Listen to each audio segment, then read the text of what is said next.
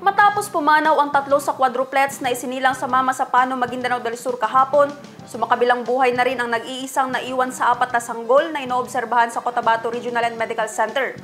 I-detalye mo, Jihanna Ahmad. Isinilang araw ng Lunes ni Naila Uto ang kanyang 4 na sanggol o quadruplets sa barangay Tucanalipaw, Mama Sapano, Maguindanao del Sur. Pero isang araw matapos isilang, pumanaw ang isa sa 4 na sanggol.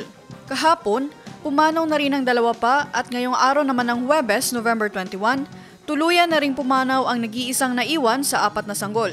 Isinilang ang mga sanggol sa bahay lamang. Dinala ang mga ito sa IPHO at inilipat sa Cotabato Regional and Medical Center.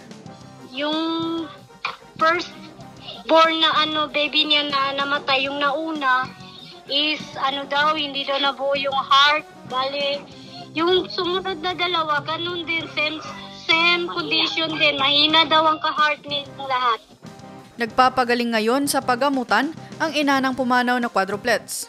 Panawagan ng tiyahi ng mga pumanaw na sanggol.